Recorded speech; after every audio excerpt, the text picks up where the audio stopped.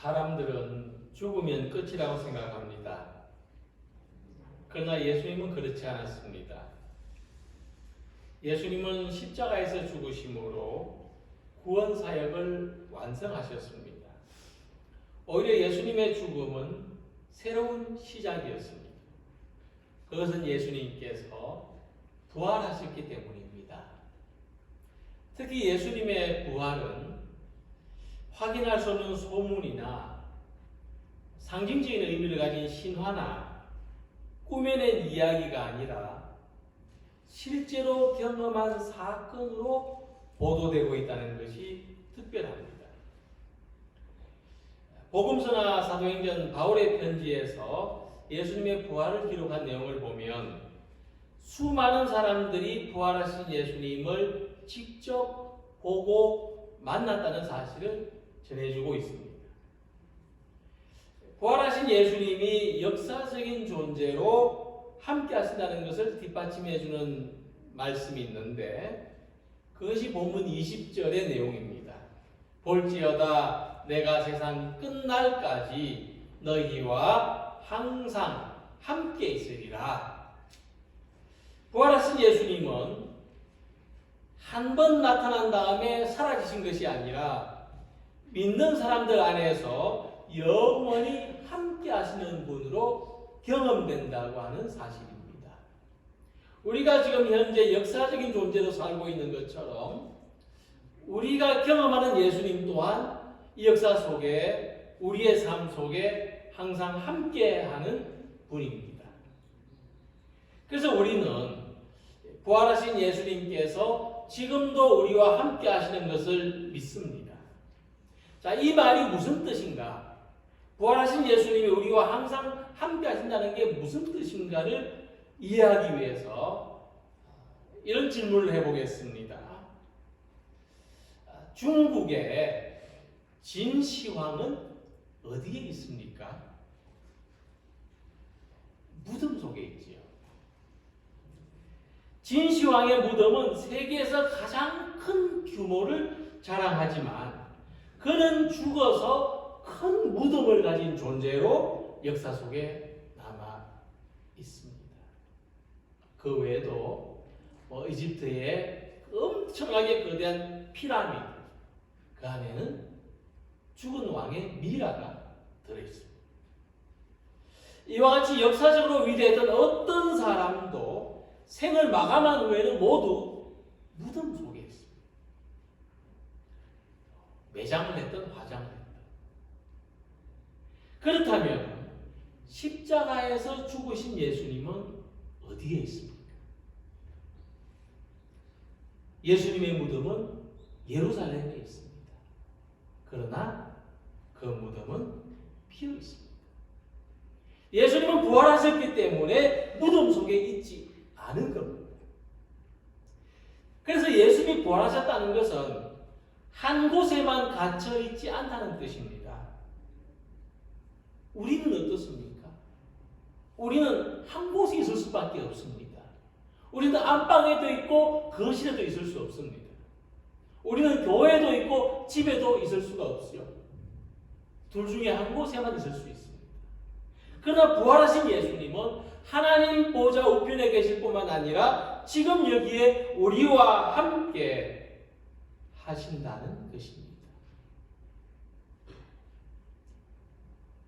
특히 오늘 함께 읽은 말씀을 보면 부활하신 예수님이 지금 여기에 우리와 영원히 함께 하신다는 것을 더 쉽게 이해할 수 있습니다. 부활하신 예수님은 갈릴리에서 제자들을 만나셨습니다. 예수님은 십자가에 못 박히시기 전에 이미 그분이 부활하실 것과 그리고 갈릴리에서 다시 만날 것을 약속하셨습니다. 갈릴리에서 제자들을 다시 만난 예수님은 그들에게 모든 민족을 제자로 삼아 세례를 주고 예수님이 공부한 모든 것을 가르쳐 지키도록 말씀하셨습니다. 그리고 예수님은 세상 끝날까지 너희와 항상 함께 있으리라 말씀하십니다. 자, 이 말씀에서 부활하신 예수님은 이제 특별한 방식으로 제자들과 함께 하실 것을 약속하셨습니다. 그것은 부활하시기 전에 제자들과 함께 하셨던 방식과는 다릅니다.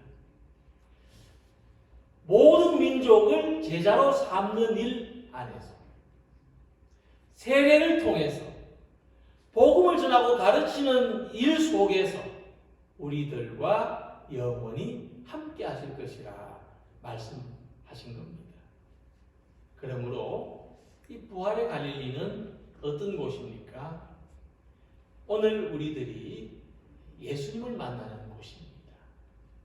오늘 우리들이 앞에서 말씀드린 것처럼 모든 민족을 제자로 삼는 일 안에서 세례를 통해서 복음을 전하고 가르치는 일 속에서 예수님을 만나는 곳이 바로 부활의 갈릴리가 되는 것입니다.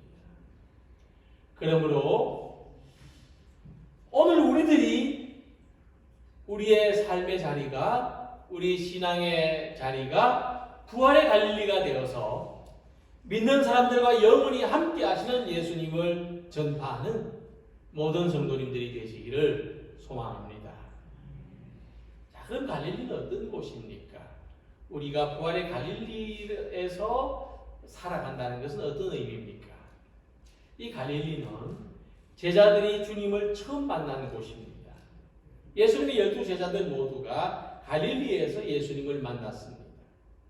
그들이 예수님의 제자가 되는 것에는 크게 두 가지 중요한 동기가 있는데, 첫째는 예수님과 만난 경험입니다.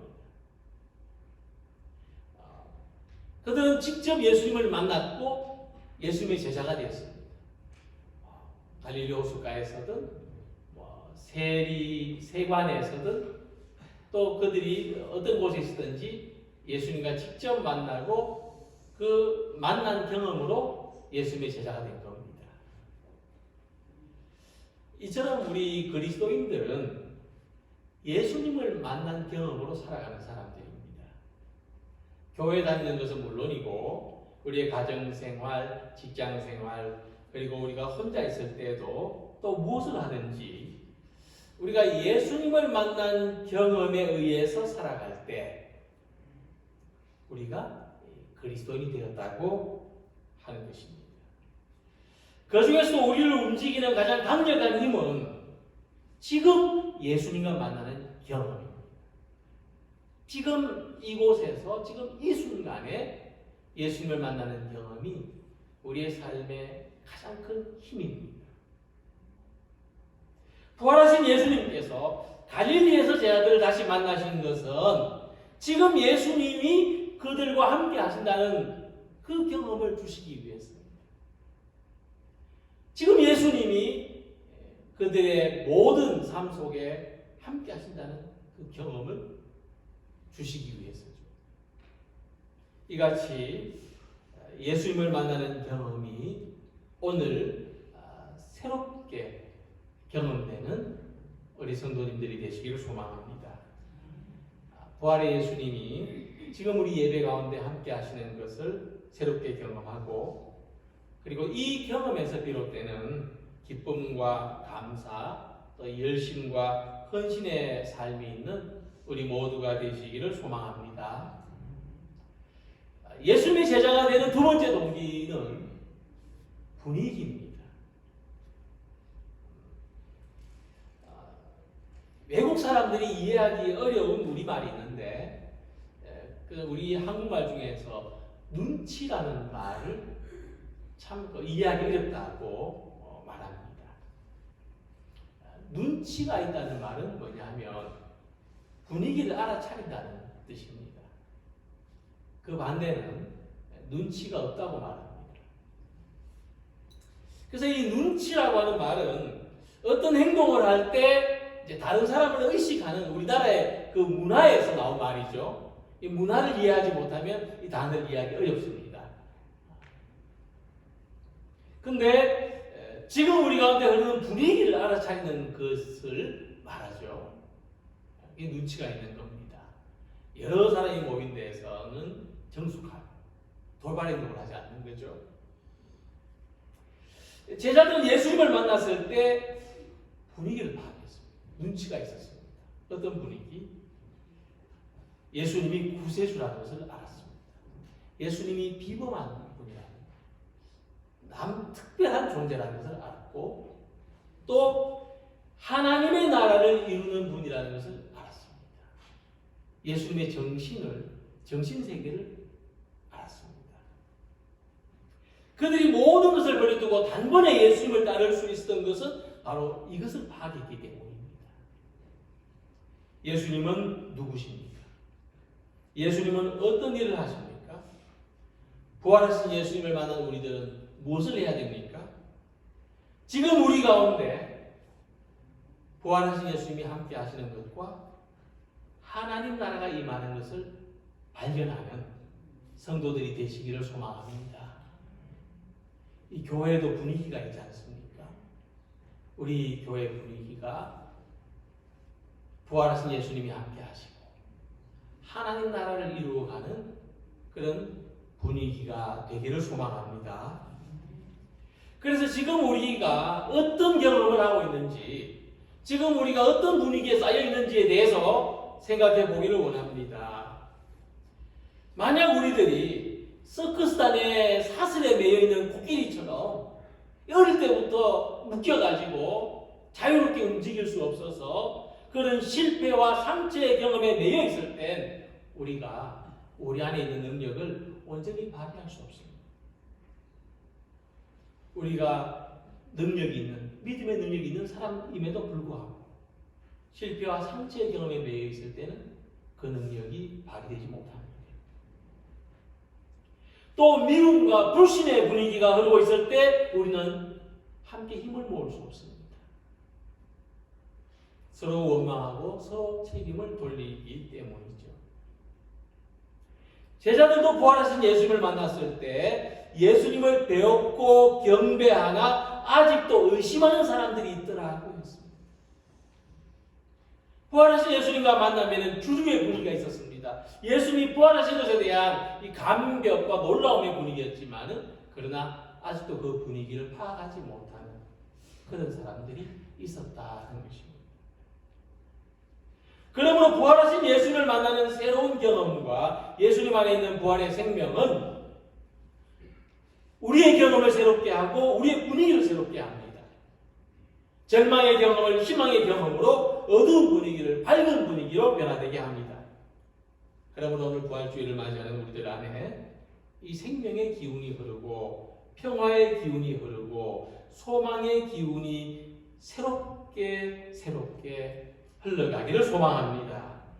우리 교회와 우리 모든 삶에서 부활의 주님을 만나는 이 새로운 만남이 있는 갈릴리의 삶을 살아가는 우리 모두가 되시기를 소망합니다. 두 번째, 이 갈릴리는 제자들이 주님의 부름을 받았고 예수님만을 따라 살기로 결심했던 곳입니다. 갈릴리에서 예수님 제자들에게 새로운 사명을 주셨습니다. 물고기를 잡는 그들에게 사람을 낚는 어부가 되라고 부르셨습니다. 사명은 우리들이 살아가는 삶의 방향, 삶의 목적, 그리고 삶의 결과를 말합니다. 그래서 사명을 가지고 사는 것이 우리의 삶엔, 그리스도인의 삶에는 필수적인 조건입니다. 계란에는 유전란이 있고 무전란이 있습니다. 시간이 흐른 후에 껍질을 깨고 뿅아리로 태어나는 것이 있지만 썩어서 냄새나는 것이 있습니다. 이처럼 삶의 마지막에 죽어서 냄새나는 생명이 있는가 하면 부활의 영광스러운 형체로 변화되는 생명이 있는 것입니다. 사도 바울은 그것을 이렇게 말했습니다.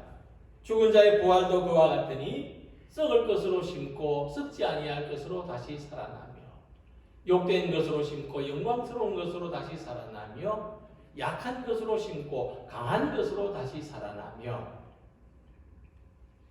육의 몸으로 심고 신령한 몸으로 다시 살아나나니 육의 몸이 있은즉 또 영의 몸도 있느니라. 그래서 예수님의 사명을 가지는 것은 예수님으로부터 생명의 힘을 얻는 것입니다. 사명을 가지고 사는 삶과 사명 없이 사는 삶은 시간이 지난 후에 나타나는 결과가 다릅니다. 사명을 가진 사람은 자신도 생명을 얻고 다른 사람도 생명의 길로 인도하지만, 사명이 없는 사람은 자신도 죽고 다른 사람도 죽음으로 인도하는 또는 함께 동행하는 것입니다. 우리의 사명은 예수님의 부활에 참여하는 것입니다. 오늘 우리들에게 주어지는 사명은 예수님의 부활의 증인으로 살아가는 것입니다. 죽음을 이기고 다시 살아가신 예수님과 함께 살아가는 것. 우리의 삶 속에서 부활하신 예수님이 발견되도록 하는 것이 오늘 우리들이 새롭게 가져야 할 사명입니다. 부활하신 예수님을 만나기 전까지 제자들은 모두 실패한 인생을 살았던 사람들입니다. 모든 것을 버려두고 예수님을 따랐지만 예수님이 십자가에 달려 죽으시니 그들은 한낱 보잘것없는 사람에 불과했습니다. 그러나 예수님이 부활하셔서 그들과 함께 하시니 모든 것이 새로워진 것입니다.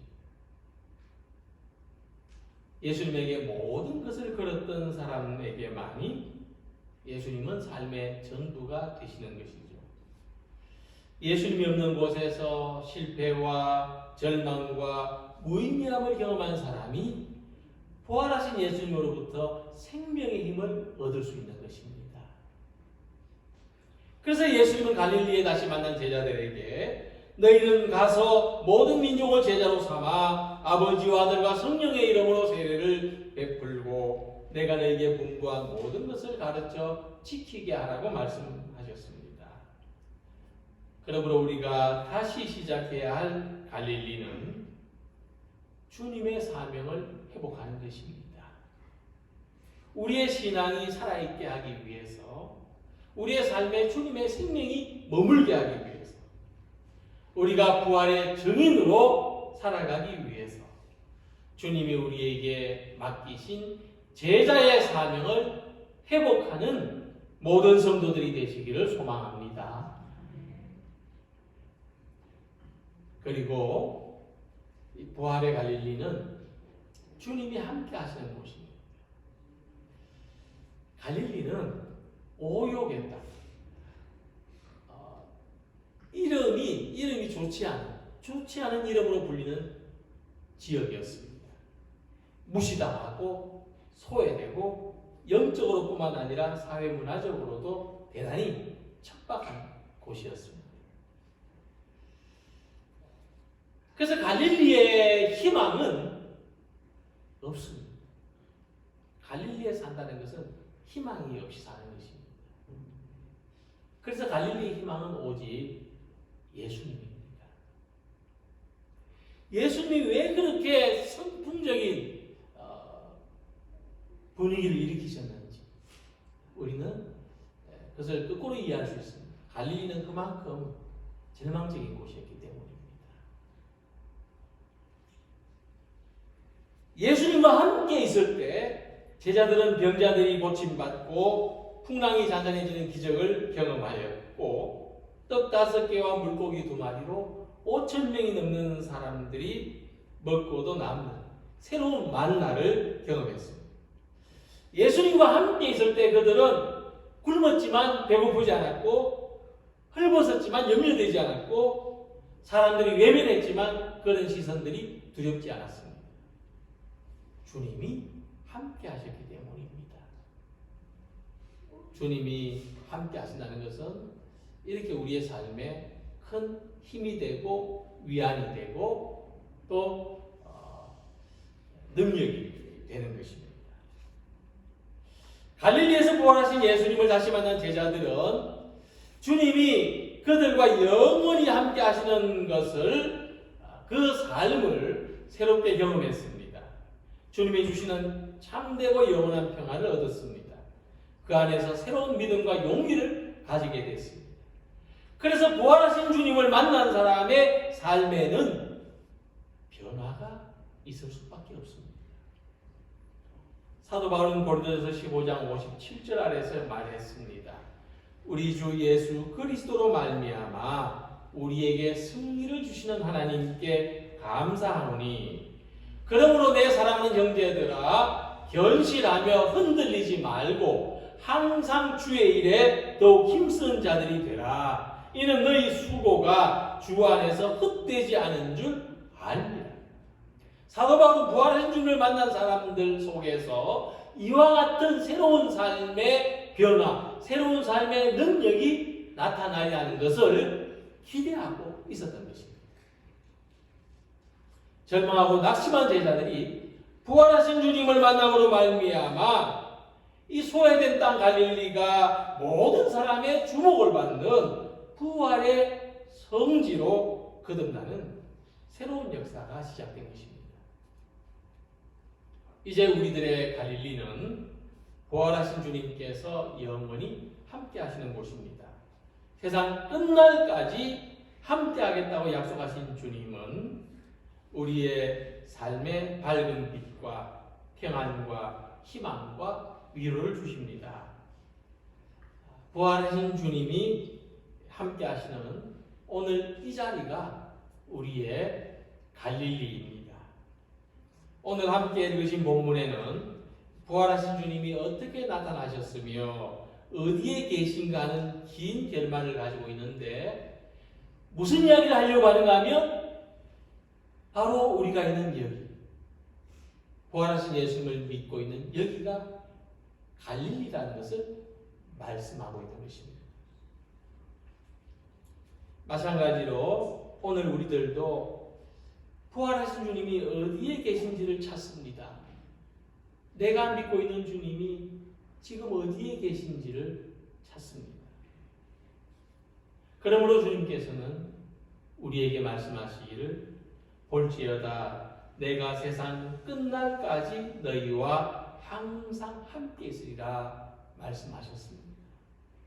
주님은 신앙의 공동체인 교회 안에서 우리들과 영원히 함께 하시는 것을 믿습니다.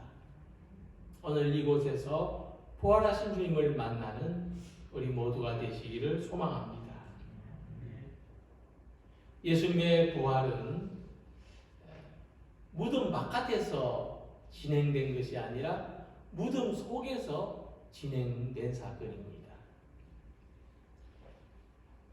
부활의 주님을 믿는 우리의 삶의 변화도 우리의 삶의 새로운 소망도 마찬가지입니다. 내 바깥에서 어떤 화려하고 근사한 것이 나를 찾아오는 것이 아닙니다. 절망하고 실패하고 상처가 있고 죽음과도 같고 마치 무덤 속에 있는 것처럼 살아가는 나의 환경이 예수님을 믿음으로 말미암아 생명의 삶으로 소망의 삶으로 기쁨의 삶으로 희망의 삶으로 변화되는 것입니다. 부활의 변화는 내 속에서 시작됩니다. 이와 같이 부활하신 예수님은 세상 바깥으로 나오셨고 다시 갈릴리를 찾아오셨고 우리를 만나셨습니다. 우리들도 부활의 생명으로 살아가기를 소망하십니다. 마치 죽음의 무덤과도 같은 우리의 삶에 믿음으로 말미암아 부활의 생명이 덧입혀지기를 소망하시기 바랍니다. 소외되고 고통받는 우리들의 갈릴리에서 부활의 주님과 만나고 새로운 사명을 가지고 주님과 영원히 함께하는 부활의 생명으로 살아가는 모든 성도들이 되시기를 죽음을 이기고 다시 살아나신 부활의 주님 예수 그리스도의 이름으로 기원합니다. 기도하겠습니다.